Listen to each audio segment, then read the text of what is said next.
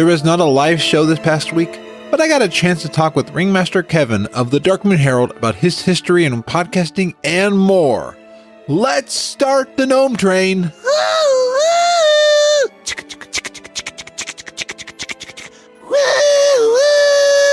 Welcome to FrazlCast, a podcast by a Blizzard fan gnome about World of Warcraft and geeky stuff.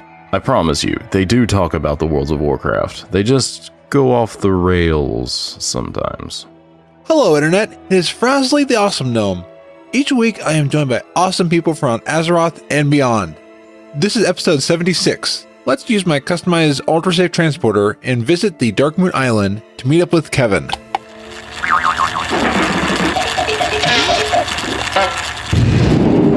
What got you into World of Warcraft?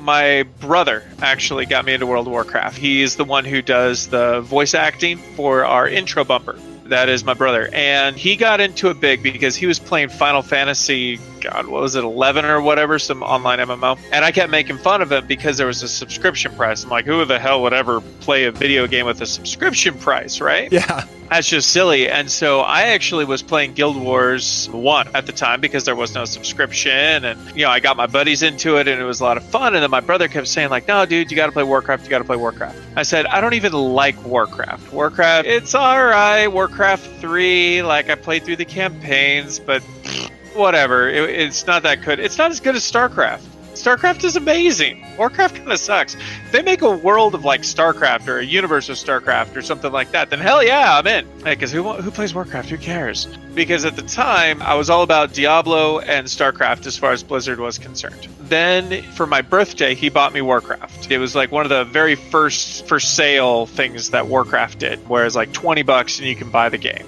And so he bought me the game and I said, okay, fine. If I'm going to play this and you're going to pay for my first month's subscription, then I'm going to get my friends into it too, because they've been getting pressure from like their cousins and their other friends like, hey, we all need to get into this. So we're like, okay, let's start this together then. And so we hopped into a guild immediately together. There was 4 of us, my brother, myself, my friend Joe, and my friend Andy. And so we all jumped in, just started playing Warcraft. It was a lot of fun. Actually, you know, I almost quit when I first started playing because I rolled a Tauren Druid. I thought long and hard about what race and class combo, like really delving into the lore and the story of it. I'm like, God, this Taurens sound awesome. The druid shape-shifting, hell yeah. You know, you can be a bear, you can be a cat. That's so cool. And you're a cow to begin with, or a minotaur. I was playing D&D at the time. So I'm like, oh yeah, I'll be a minotaur that can turn into a bear and a cat. That's awesome. Then I died 20 times in Mulgore to those damned harpies. This was in vanilla WoW. WoW had been out for about a year or so when I first started. The druids were so bad back then. You didn't get bear form until 10, so basically you're doing Moonfire and Wrath spam, and you're wearing leather gear, and you're just getting tore up by the harpies, at least if you were out in Mulgore. I got really upset with the game, and I'm like, screw this. This is the worst ever. None of my friends were helping me because they had already blown past that area, and they were moving on with their lives. I'm like, screw it. So I was reading the player's guide. Remember back, like, Brady Games used to make the books about, like, how to play and cheat, beat all the games? Yeah. I had that for Warcraft. So I was reading through all the classes. I'm like, the shaman, you know, like they help buff everybody else in the group with their totems, and they're like half physical melee, half magic, and they enhance other characters. And I really like the idea of the bard from the Final Fantasies and from D&D and stuff. I'm like, okay, so this is right up my alley. Shaman. Let me try as shaman. And so then I rolled my troll shaman Old Skratch. At that point, it just took me by storm. I'm like, oh my gosh, Old Skratch is amazing. Like, this is so much fun. I'm loving this. This is fantastic. And then it just kind of all clicked and rolled into place. From there, it just built and built. And then I got really interested in the lore, started reading the books. And, well, we're now, 14 years later, still obsessed with the game. Absolutely. And 200 episodes into Darkmoon Herald. Yeah. You love the game so much, you're podcasting about it. Yeah, it's a weird evolution of my interest in Warcraft. And just to think back, you know, it's like I started playing Warcraft when I was newly married. I was just starting my teaching career. You know, like I've moved cities, I've changed careers, I've had 3 kids. All this while playing Warcraft as my primary form of entertainment. It's been a journey. It really has. Along that journey, what got you into podcasting? That was my friend Joe. He's one of the guys that I started playing the game with, and he was my best friend. Like I said, I moved cities. I used to live up in the LA area. Now I live in San wherever. We wanted to do a project together that'll keep, force us to talk to each other and stay connected, because we're both really bad at staying connected with people unless they're in front of our face. So we thought, let's start a Warcraft blog, because we're both playing Warcraft. We love it. We're raiders. We were in a hardcore raiding guild, like the 3 days a week, 5 hours a day kind of thing. Like my wife almost left me. I was raiding so hard. Don't do that, by the way. When your wife is like, it's me or Warcraft, pick your wife every time. Absolutely. I've got a friend who sold their account for their wife. Oh, yeah, exactly. So I got a little lost in the sauce, but got my priorities straight. And so at the time, my friend and I, we tried to do the blog, but it turns out neither of us were actually all that talented writers and couldn't think of a lot of things to write about. So we're like, okay, writing is not our strong point, but we're very good orators. Let's try a podcast. He had the Macs and the GarageBand and stuff like that to set up. And so then we went to our friend John Walsh. A lot of people know him as Kelpkeeper Walsh. We're like, hey, you're a tech guy. You know how to set up the servers and the websites and all that stuff. Can you help us do a podcast? And we had a little powwow meeting in a Taco Bell. And we said, okay, let's figure out, what we want to do, how we can do it. John, can you help us? Yes, awesome. Let's get this thing going. We started a podcast, and it was called the Powwow Podcast. We put the POW in WoW Podcast. I like that. That was our little thing. It was a fun show. Really, really enjoyed doing it. We had a couple segments that very similar to what we have in the Darkmoon Herald, but they're different in names because we had to go along the powwow theme, which really isn't a theme. It's just a catchphrase, where the Darkmoon Herald is very thematic. For the powwow, for the Bloodlust for Heroism, we had the 120 Unleashed, because at the time, we started this around the beginning of our mid-cataclysm. And what was happening is that there were a lot of Warcraft podcasts out there that were very negative, very down on the game. And so you'd listen to these podcasters, say oh, we love Warcraft, it's the best. Or we love Warcraft, and that's why we're going to go on about how we hate it and how it sucks right now for the next hour and a half. We're like, wow, okay, we can't have that kind of negativity on our podcast because we don't like listening to negative things. You want to listen to something positive or at least constructive. You can't just have a bitch fest for an hour and a half. So we're like, but, at times we are going to want to get negative because no one's perfect. Blizzard is not perfect and Warcraft isn't perfect, but that's all right. So let's limit ourselves to just 2 minutes. And during that 2 minutes, you can rage as hard as you want. And then you got to let it go. After that, it's all positive for the rest of the show. So that's where 120 Unleashed was. Now it's Bloodlust or Heroism. We had to change that going into the Darkmoon Herald. And we had a segment called This Is Why I Suck, because we felt all the other podcasts out there were elitists. They would talk about how great they are and how awesome they are. We're like, well, we're not that great and awesome. And we know very few people are. So let's talk about why we suck. And so we had the segment, This Is Why We Suck. It was a fantastic starting off podcast. I think we had a lot of fun, but we were horribly Horde-centric. I hadn't even played an Alliance tune at that point past level 5. So it's I was all about the Horde. My friend Joe was all about the Horde. It was all Horde all the time. And all we did was make fun of the Alliance. And I think that turned off a lot of people who came to our podcast initially. Long story, even longer. That's how I got into podcasting, was with my friend Joe. It's amazing now, again, that you're at 200 episodes. Now, that's not counting Powwow, I bet. No, Powwow was its own thing. It ran for almost a year. Okay. Before it had to stop, sadly. And now on the show, you have Sal. Yes. And then you bring on different people like Annalise and stuff like that. Yeah, we thought it would be really great to have experts on the show to talk about different aspects and stuff, because the way I approached the game, and I discovered this very early on into podcasting when I would do an entire episode about transmog farming out of Karazhan, and then I'd get responses like, dude, nobody gives two craps about the transmog in Karazhan. Why are you talking about it for so much? And so I was like, okay, so I don't play this game how other people do. And I want to reach a broad audience. So if we're going to do that, I can't just talk about my thoughts, my opinions, and the way I approach the game. Let's bring in other people who approach the game differently than I do and create that variety of the show and have that center ring topic be based on the guests that we have coming in. We get differing opinions. We get different aspects of the game.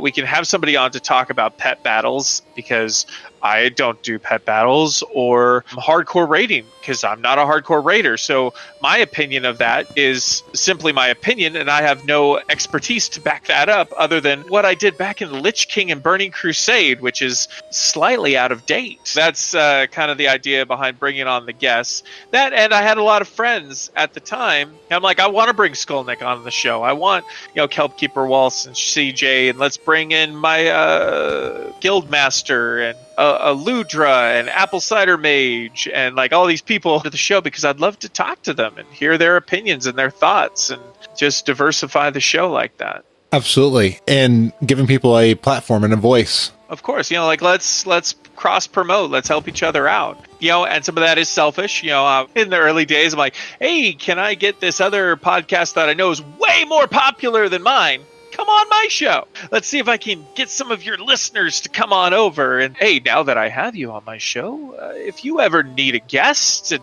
would like me on your show, I'd be more than happy to go to your show and see if I can get some of your listeners to come over to my show. All in good fun. Absolutely. I think that's every podcaster goes through that. Every podcaster always. Oh, yeah. Whenever I've been on their show, I've always enjoyed being able to be a part of their show. Oh, yeah.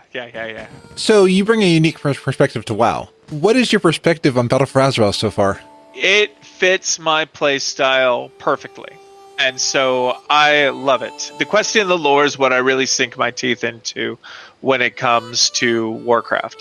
And so Battle for Azeroth has that in spades. And so I am so stoked about what Battle is bringing to the table. I love the fact that there's a completely different storyline for the Horde and for the Alliance, and the crossover events and stuff like that, because right now, I hit max with my Death Knight, played through all the quests on the Horde side, and then I get to say, sweet, now let's start over the game again and play a completely different story that's going to take me a couple weeks or longer to get through on the Alliance side that has just as intriguing of a story as completely different. Especially since I went to max level and ran all the dungeons on my Death Knight on the Horde side. It's like I'm running Waycrest Manor dungeon, which makes no sense if you don't play through Drustvar on the Alliance side. And so, I'm sitting there like, what the hell's up with this Resident Evil mansion thing with the funky pig butcher of nightmares? Like, what the hell is going on? Yes. This is horrible. I need to play the Alliance side now. I've been saying this for years and years, ever since they did the split storyline in Mists of Pandaria with 5.1 or 2 or whatever it was, which actually forced me to, as a lore geek, play both factions. And ever since that, I've been like, oh, okay, this is amazing. And Warlord sadly kind of sucked it up a little bit. They teased us with separate storylines of the Horde and Alliance, but it only was for those first 2 starting areas, and it didn't go anywhere from there. And that made me very sad in my heart. But Legion, oh my gosh, Legion. It was like crack to an addict. I mean, it was bad. Wait a second, I have to play every class in order to get all of the stories and the mounts and the transmog and the I'm gonna play this game forever. And I totally did. And it was amazing. I'm kind of glad that they dialed it back a little bit in Battle for Azeroth. Yes. If I had gotten another okay, now you have to do this again 13 times. It was way overwhelming in Legion, and I loved it. Don't get me wrong. It's like if you love pizza and you go to a pizza buffet and you're sitting there going damn, there's a lot of pizza up in here. It's going to take me a long time to sample all this pizza, and I'm going to get to it. Don't get me wrong. I am going to get to it, but I'm going to hate myself afterwards. I feel with Battle for Azeroth, the way they have it set up, And the way that it's going for right now is I'm going to be able to play this expansion for at least another month or two and be very satisfied with my gameplay in just questing and doing the dungeons and getting that introductory gear without worrying about the balance and the raids and all that stuff that's going on. That doesn't concern me. So a lot of the complaints that I hear about through MMO Champion and Twitter and Reddit and all those places, I said, yeah, I could see how that would be a major issue, but it doesn't affect me. Kind of like, when people in Colorado are complaining about a blizzard that is shutting down the airport in Denver. It's like, that's tragic. Like, that sucks. I would hate to be in that position. But I'm in sunny San wherever, and it doesn't bother me at all. I'm just out here on the beach enjoying my book. So I'm having a great time.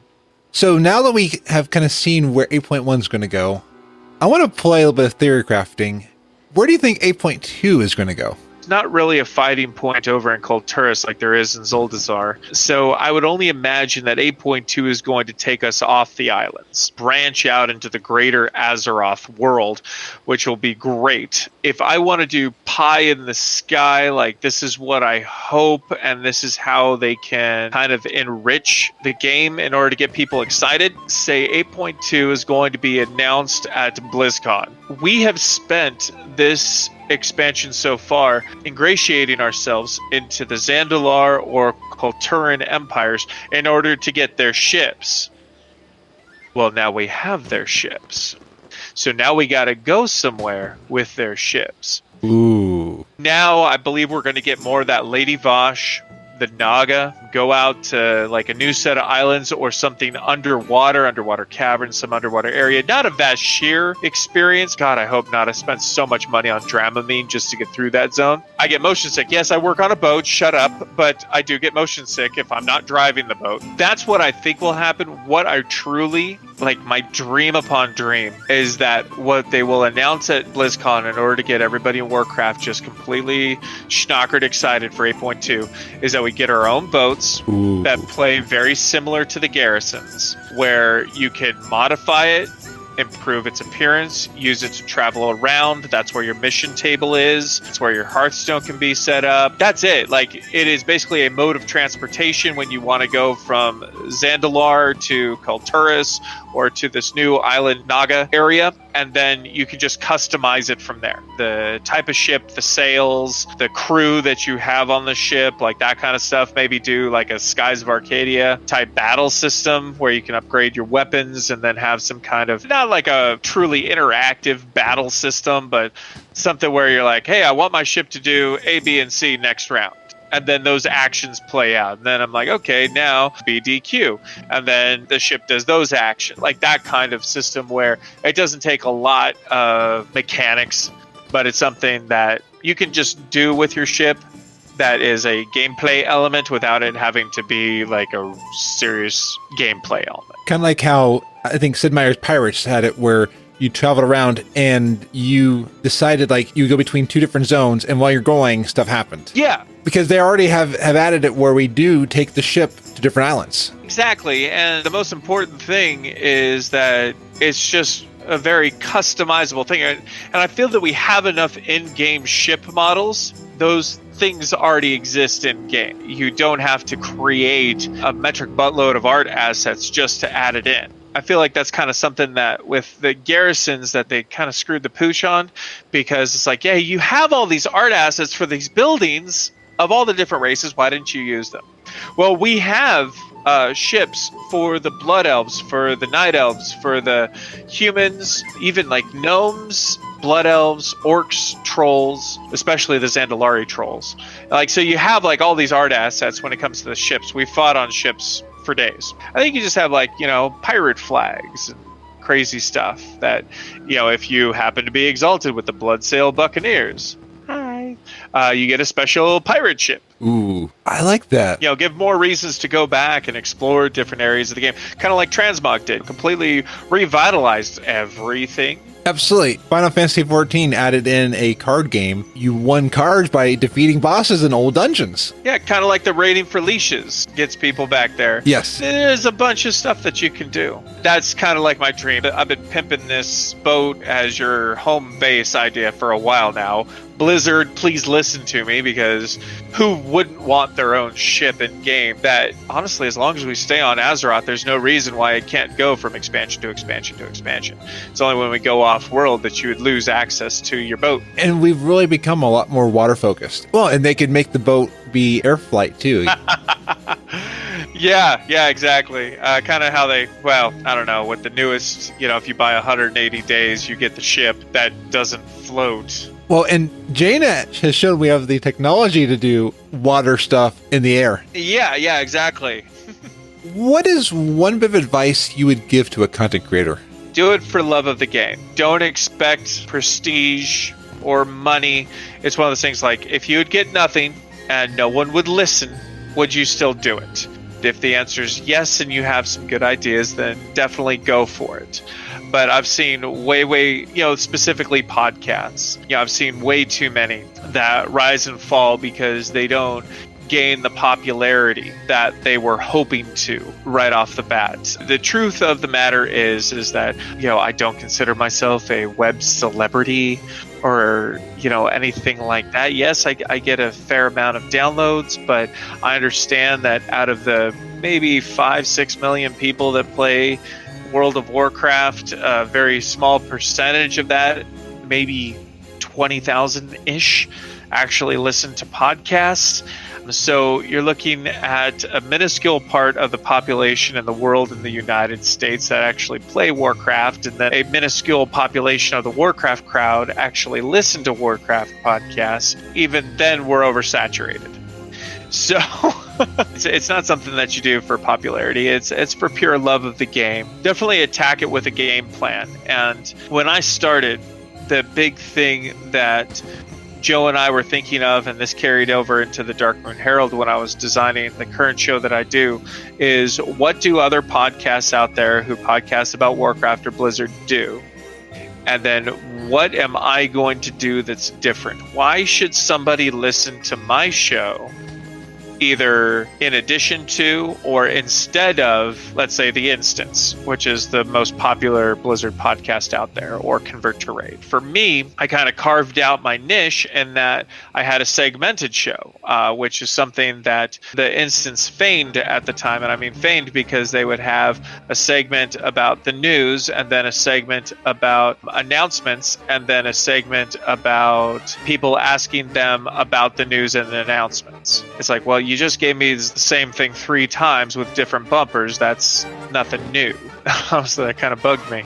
So I was like, okay, well, let's do something different where we actually have stark different segments that if a listener says like, you know what? I don't really like what they're talking about in the center ring right now. I'm going to skip ahead because I enjoy the sideshow of Suck. Or, oh, there's Dunk Tank Trivia on this episode. That's my favorite. I'm going to listen to that. And you don't have to listen to the episodes in order. If you have those favorite segments, just skip to what you want. Or if you're going back and listening to archived episodes, like, hey, here's the news in the Weekly Herald, which is a very small part of my show. If you don't want to listen to the newest announcements, coming in Mist of Pandaria, skip that part, and then the rest of the show could still be applicable. The moments of Suck are timeless. The trivia is timeless. The rants and the raves and all that fun stuff, they're very timeless segments where you can go back and listen. Now, mind you, there are things that have been different over the years that don't apply anymore, because with transmog, yay, now we have Project Silvermoon in order to be able to transmog our stuff. Before that, I couldn't give 2 craps about what my character wore. I was just kind of bothered that they looked like a deranged Power Ranger. Like that was one of the things that really upset me going into Lich King, is like, I loved the Burning Crusade armor. I love the look of the Burning Crusade armor. Like I said, I was a hardcore raider for Black Temple, so my shaman looked good. And then I go into Lich King, and you give me all this gothic gray metal bullcrap, and I'm like, no, I don't want to put this on. I look horrible in it. Eventually, we got some good-looking gear out of Lich King, I will admit. But right off the bat, I was like, this looks horrible. Then I switched to my paladin in order to tank for Naxxramas. I'm like, this is the ugliest paladin armor of all time. Like, what the hell were they thinking? And then, of course, they put Lady Liadrin in that armor. I'm like, oh, actually, it doesn't look too bad. How you doing? I have always admired these segments on the Darkmoon Herald. You always put so much emphasis into that. So I was wondering tonight, would you want to pull one of these segments out? Yeah, absolutely. We could do something like that. Welcome to the petting zoo. Now be very careful. Some of these animals, while cute, do bite. So keep your children supervised at all times. There's a baby bird. This cat's breath smells like cat food. Little Ragnaros tastes like burning. Be consumed by flame. I see a summer kid. It's going to the bathroom. And the petting zoo is where each host picks a unique, interesting, or fun battle pet from our arsenal, and we convince the players to add that to their pet team. Now, mind you, I'm not a big pet battler. I don't do the PvP pet battles. I haven't even gone into the pet dungeons, but God, do I love collecting them. I love it going out in the world. You got your little pet team, and then you go and collect them, or you get one pet or another from the collector's editions and all that fun stuff that you buy. If you go to BlizzCon or get the virtual ticket, you get a battle pet that follows you around. So we did this segment on the show a little bit ago. My question was, what is your favorite pet that you have for Battle for Azeroth?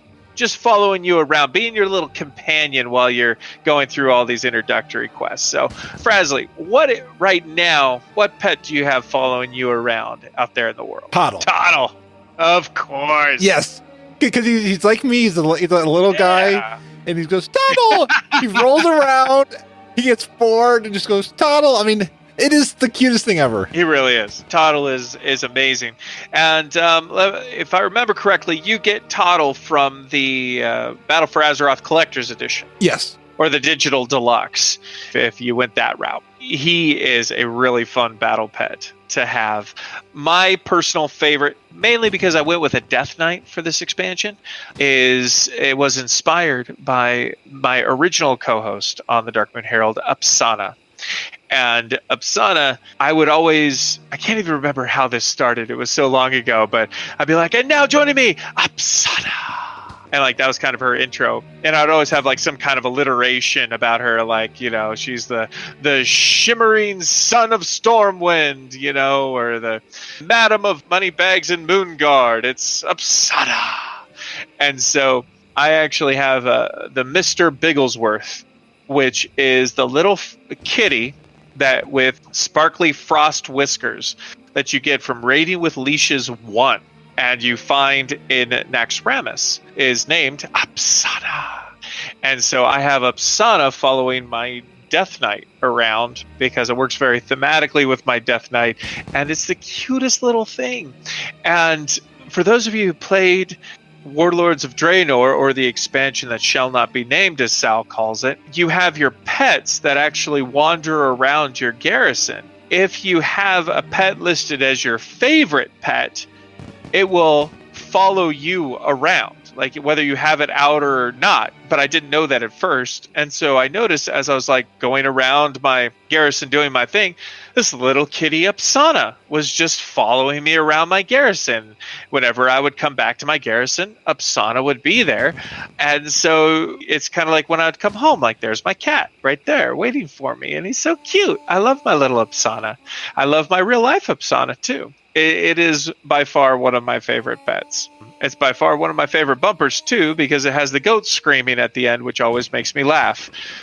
It's a fantastic segment. I love the petting zoo. Looking up, apparently Mr. Bigglesworth will periodically attack the maggots and roaches that meander around the room. Yeah. That's awesome. I love it when they interact with the environment that you're in. Yeah, Mr. Bigglesworth is awesome. And of course, for those millennials or the older millennials out there that remember Austin Powers, and Mr. Bigglesworth was Dr. Evil's pet cat that was, yes, for $1 million 1 million. Love Mr. Bigglesworth. That's awesome. Thank you for sharing a segment. Absolutely. Where can people find the Darkmoon Herald, and where can they find you? The Darkmoon Herald is found in all the normal places that you can on iTunes. Darkmoon Herald, on Twitter at Darkmoon Herald are the main ways that you can either leave reviews, find our show, comment about it. Every week we have a segment, Answers This, so we're posting a question on Twitter, interacting. It's where we post our Project Silvermoon entries,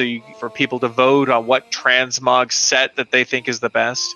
Definitely on Twitter, or you can go to our website, which was set up and designed by one of our co-hosts, Rodney, and just go darkmoonherald.com. My personal Twitter is at Kevin Old Skratch. And that's where that comes from, because I had seen the Old Skratch. I was wondering where that came from. Yeah, Old Skratch, it was originally from my very first serious tune in Warcraft. And Old Skratch was something that kind of came out because I was listening to a song, and it's a euphemism for the devil. Okay. And it's like Southern literature. It's like the wheeling and dealing, like one Samdi style devil. I listened to a song and they mentioned Old Skratch. I'm like, that is a really, really cool name. Let me name my Warcraft character that. I started this character Old Skratch, and then I went on a beer run from my friend Andy's house.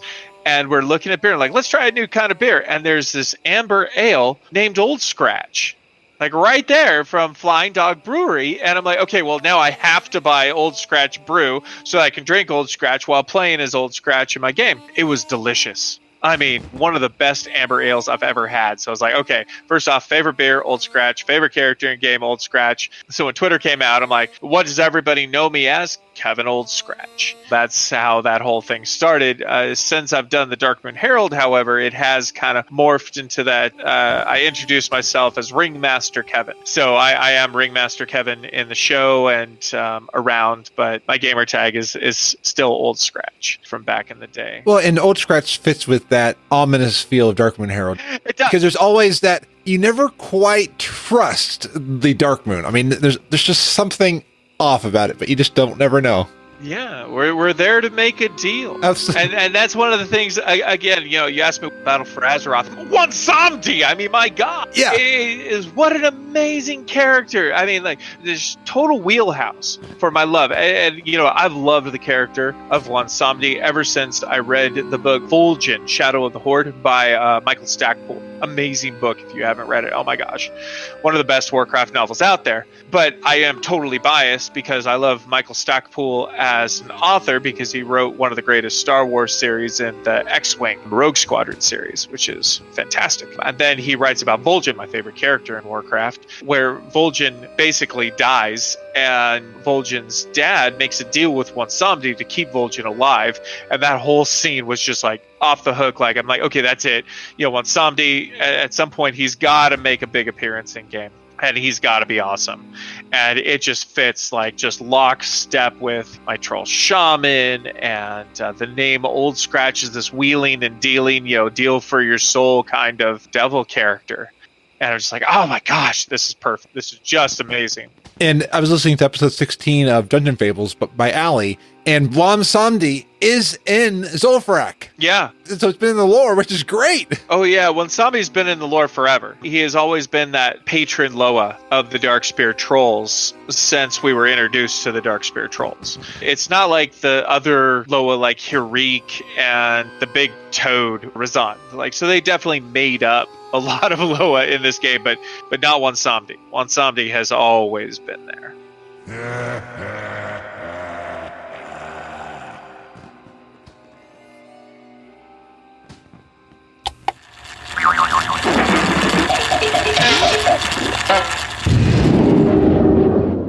I'm back at my home of Ironforge until we one day reclaim Gnomergon.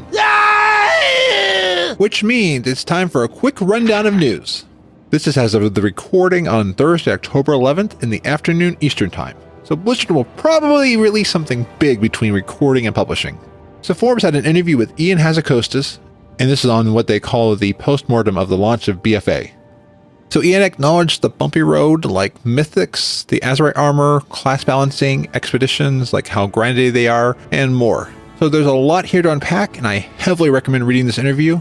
I appreciate Ian and the team being so honest and transparent. The biggest takeaway, again, is that Blizzard listens. They may not do what we want or how we want, but they hear every single word we say. We cannot take silence as not hearing. They just don't always act upon what we say. And as of October 9th, here are some of the hotfixes I saw. Emissary chests now reward higher eye level gear. I think I was reading this goes up to 370, and there's talk that it looks into your item history as well. They made some more changes to Old Year, and there was an article about how there was some PvP tuning that was going to be happening on October 10th, but the hotfixes post was only updated to October 9th, so I don't know if it's in-game yet, but it should be in soon. And then today there was a Q&A with Ian Hazakostas.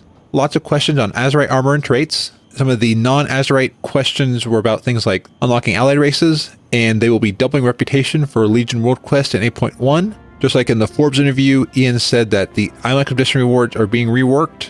They said that it is grindy right now and not always worth the effort. The Group Finder will be getting Mythic Plus. They just want to figure out the design of it. And they said for alts, they're looking at a book for flight paths. So I'm going to guess once you unlock all the flight paths, you'll get a book. Kind of like the Tomes of Knowledge for artifact research back in Legion. There is great stuff in this one too. And then you talk about things like raids and war fronts. I always enjoy looking at these, as there are tidbits that you can pick out. It'll be interesting to see what other podcasters, video people like Blaylock or Taliesin will be able to pick out from this. And then we have a hero from World of Warcraft going into Heroes of the Storm. Mal'Ganis will soon be heading into the Nexus. When this is over, I will finally claim my vengeance. And then in Tides of Vengeance, they have found out that there will be new multi-thread optimizations. So it sounds like these will be for DirectX 12 and Windows 10, and also Wowhead has found that it is also coming for the Max Metal API as well. Wowhead did some benchmarking on this, so I'm glad to see WoW is moving in a good direction, because one thing I remember from a Digital Trends article and some different things, that BFA, as gorgeous as it looks, is not built to take advantage of some of the modern things we have in computers. And this excites me because I'll talk about it next week. Just know that I spent a little bit of money this past week. And that's a bad thing because the early access to the BlizzCon gear store is now open for virtual ticket holders. So I saw this pointed out by Toasty on the All Things Azeroth Discord. There's some really cool stuff here. Like Michael Height was saying that the Greymane and Sourfang statues look a lot like Disney Infinity. Oh, Disney Infinity, I have a lot of your figures. Oh, Disney Infinity, I miss you. And Mandros on the All Things Azeroth Discord also pointed out that there's stuff not in the store yet. They were looking at the front page photo for the sale. I saw things like a Tortolan plush, faction pillows. Ooh, I want the Alliance one. There's a Stein and more stuff. I'm definitely going to have to look through this. I just don't know if I can... No, Frazley, you just made a big purchase. And Blizzard is not helping at all any of our wallets because Alessandro sent me a link to an article from Publishers Weekly, which is not Publishers Clearinghouse. By the end of this year, the publishing arm of Blizzard will have released more than 40 publications. And they said that there'll be 8 new audio versions of novels from Diablo to StarCraft to Warcraft. And then Alessandro sent me another link from Variety where Blizzard used to have a holiday bonus that they would give to employees, and then Blizzard got rid of it when they merged with Activision. But Blizzard, instead of keeping this money, will be adding it to the base salary of employees. They'll be getting an extra 10% on their regular paychecks. That's really cool, and it sounds like it'll be across the board for all employees.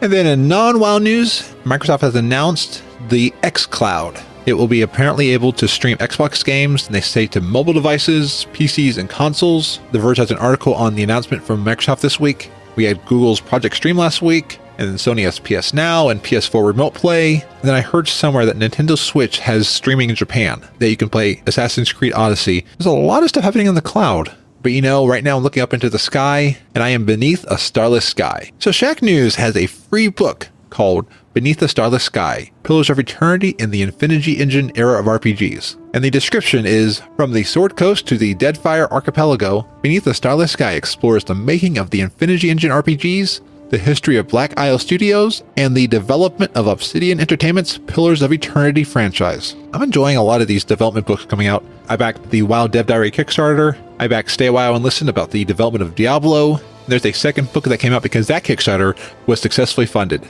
And you know what's fun to do while you're reading books about games or you're playing games? It's always fun to eat stuff. And my friends Michael Height and Michael Levine of Food and Fury podcast have just a treat for you. Prepare for your well-fed buff with Food and Fury Snacks Roth Edition. It's time to gather your sword and board. Let's enter the kitchen with Food and Fury. 3, 2, 1.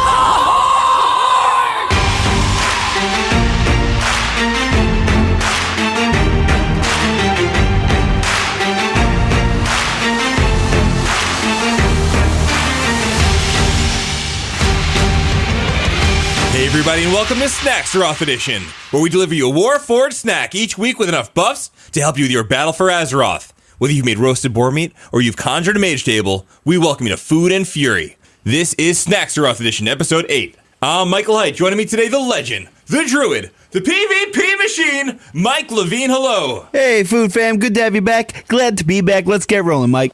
So, Mike, we have to actually be a little quiet right now, because before we do our show, they're just wrapping up a scene here for an in-game cinematic. We don't want to upset the talent. Okay, so let's get close and see if we can listen in. Okay, everybody, places, quiet on the set. This is Fate of the Horde, Episode 8, Take 42. Remember, Vol'jin, there's no death. You are alive at the end of this scene. Love the dramatic, more dramatic, give me more of that. Sylvanas, more mystery, less evil. Why are you looking at me like that? Okay, you know what? You want to kill me and raise my body? No, you're doing great. You're doing great, Sylvanas. Okay, Baswandi. Baswandi, just be Baswandi. Okay, here we go. Fate of the Horde, Episode 8. The spirits have granted me clarity, a vision. They whisper a name many will not understand. But you must be stepping out of the shadows and eat. You must have breakfast. No. Cut. Vol'jin, for the last time, you do not die in this scene. You are just weak, maybe a little hungry, but you are not dead. Let's just take 5, guys. Oh, how many takes we gonna do? I would kill for some breakfast right now, man. So, what brings you to visit lonely old one Samdi? I'm freaking dying over here. I'd sell me soul to Baswandi if he could get me some food right now. And a coffee. You look a little thirsty. You want a drink? You come to make a deal, eh? Oh, this food is delicious. Wait, why do I see Oh no, Baswandi. I see dead people. Yes, kind of my thing, you know? I didn't want to die. I just wanted some food. Sooner or later, everyone comes to me. Oh, forget it. Let's just wrap it before M. Night Shyamalan sues us. I see dead people. Vol'jin? Somebody get a medic! Looks like they're having a few problems on set, Mike. Maybe they'll have to find a certain king on a frozen throne to help them out. So, Mike, with all these rumors of the return of Vol'jin and 8.1, I don't want to wait until tonight to play WoW. I want to get right into it after breakfast. This week we have a recipe that doesn't require a blood sacrifice. Only a few minutes of your time. You're not going to loathe it. You're going to love it. This French toast recipe is so delicious and easy that you can cook it in the microwave and get the same results of the time it would take in a pan. But we can't talk only about one Loa, because like our friend Resin the T-Rex, you won't need to worry about flipping with a spatula. We can save those little arm T-Rex jokes for another day, because this recipe takes care of itself. You'll be hopping for joy like Krogwa, because you won't even have to go to IHOP for the delicious stack of French toast. Yeah, man, because it's time to get that eggy, maple syrupy, yummy breakfast treat without pans and flipping. Because, Mike, it's toast time. It's microwavable French toast time. That's why each week we'll be boosting your cooking skill with one recipe for success. You can always find the recipe and more in the show notes or on our website at foodandfury.com. The sacrifice is set. The Loas are happy. Before we take up too much time worrying about an invasion of blood trolls, let's take this breakfast dish to the gods and give you the food buff that you require. Before you meet your fate, let's heal up with this tasty treat before spending an eternity with Baswandi. So before prepping for the Dark Pact, let's get this breakfast prepped and ready to go. No mojo or a sink full of dirty dishes required. Let's get rolling, Mike. What do we need? For this recipe, you're going to need 1 or 2 slices of white bread, and you're going to cube it up just so that it kind of overflows your mug a little bit. You're also going to need 1 tablespoon of butter, an egg, 3 tablespoons of milk, a dash of cinnamon, and a few drops of vanilla extract. All right, Mike. So I have my mats. What do I got to do? All right, to get this recipe going, after your bread's all cubed up, You're going to take your butter and put it in a mug and put it in the microwave for about 15 seconds on half power. Keep swishing it around and check it as you go. You want to make sure it's all melted. Then you're going to add your bread to the cup, and in a separate cup, you're going to combine your eggs, milk, cinnamon, and vanilla. Give that a good stir. Then you're going to pour that liquid all over the bread, give it a little smush, and allow the liquid to soak up into the bread. Then it's microwave time. Start with 1 minute, then add 10 seconds at a time until it's cooked to your liking. You want to make sure you don't have any runny eggs. In my microwave, that's about 1 minute and 20 seconds. So grab your maple syrup, because it's time to dig in. And if you want to go heroic, slice up some bananas, crush up some walnuts, throw it in there, mix it all up, and enjoy. If you want to go mythic, because some of you want to go mythic, go to the store and get yourself some cinnamon-flavored frosting. Now, when you make the recipe, take a spoon and make a hole in the center of the French toast. Now put that frosting into a Ziploc bag, snip off the bottom of it, and squeeze it through into that center. Now, every time you take a bite, you're going to get that delicious combination of French toast and cinnamon frosting. All right, my friend of the Grummels, so I think that's going to do it for our Food Buff for All. With a little prep time before you log on, you can enjoy this delicious, sweet, soft, mapley syrup, oh so delicious, cinnamony snack that will make you want to visit that microwave again and again. If you get a chance, check out our food and cooking podcast, Food and Fury. This week on Food and Fury, we're doing the real deal Holyfield of spaghetti bolognese. No deal with Botswana required. You can find this show, social media, and this recipe and many more at foodandfury.com. If you get a chance, give us a shout on iTunes, even if your blood runneth blue. And of course, a big thanks to the one and only gnome that has Horde street cred, Frazley. For the Horde. For the Alliance. And for the food. And for me, for Mike, and Boss Wandy, we'll see you next time. Bye-bye. See you soon. Real soon. Thank you, Michael and Mike. I just love me some French toast. And now that we have indulged in some tasty food, what time is it? Let's look at what has been happening in the community. Awesome. Let's do that. As you know, BlizzCon is marching along. That means that DitchCon and Con Before the Storm are also on the way. And we are part of Pod Before the Con Warcraft Edition. So we will be joining Madros, who will be moderating it, and then Ali of Dungeon Fables, Hosh Mifune of the Half Hill Report, Berserker of Unshackled Fury, Stone of WoW Challenges, and Nick of WoW Talk. So I am so excited about this. So we won't be at BlizzCon. At least I won't be at BlizzCon. But I'll be able to talk about Warcraft with my friends before BlizzCon. So I'm looking forward to it. And with that, we have the World of Podcast shirt. We're on a shirt. We're on a shirt. We're on a shirt. We're on a shirt. Take a good long look at the names on the shirt. Everybody look at us because we t-shirtin'. Yeah. Oh yeah! Thank you to Tosh Mifune for the lyrics, and thank you to Ali and Tosh for the vocals. I will keep playing that until BlizzCon is over. I love that song. And I love being on a shirt with my awesome friends. Definitely check out the Pod Before the Con. We will be on the panel on Sunday, October 28th at 7 p.m. Eastern. It'll be live at twitch.tv/ConBeforeStorm.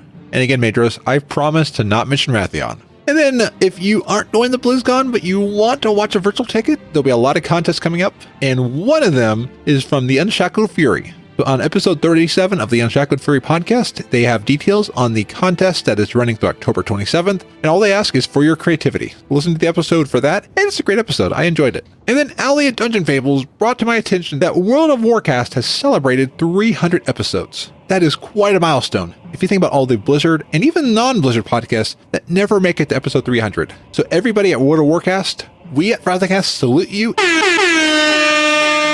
And we hope to also one day reach 300. And we wish you another 300 plus awesome episodes. But that's another episode of FrazlCast. That is 76. So then the next one will be 77. See, I'm slowly every week putting out a new episode and getting the number up and up and up. So there will be a live show this Thursday, October 18th at the normal time of 6:15 p.m. Pacific, 9:15 p.m. Eastern on Twitch, as well as the download the following Monday. And if you want some awesome podcasts to listen to, I was on Whispers of War, episode 9, had a great time with Syl, and I will be on an upcoming episode of General Chat with Anastasia. We recorded that on Tuesday, and on both of those podcasts, I could have just kept talking and talking and talking because we were just having a lot of fun. Oh, and BlizzCon weekend. There won't be a live show. I want to give my attention to the BlizzCon coverage, but I have an interview with a former developer of WoW, and I can finally announce that this interview will be coming out. So I'm excited. It was a great time, and I cannot wait for you to listen to it. I am planning for that to come out the Monday after BlizzCon. Well, I am Frazley, and you can find the show at FrazlCast.com. Until next week, be awesome.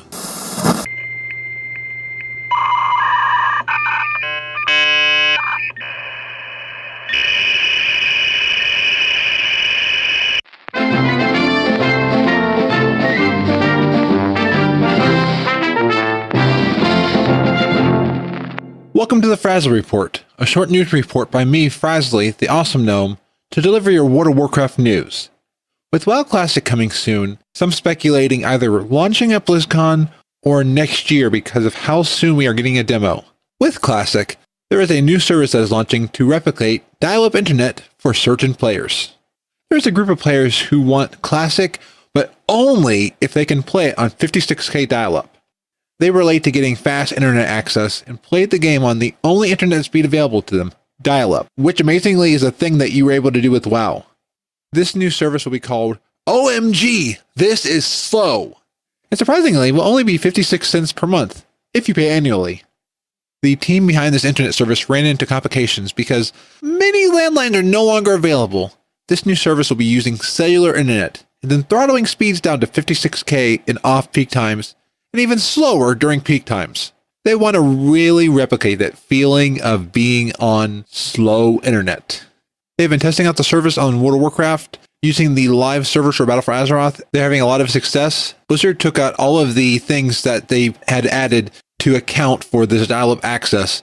So the team is trying to figure out how to add this back into the game. They're getting slowed down right now by a lot of Blizzard's anti-hacking mechanisms in the game to stop a reverse engineering.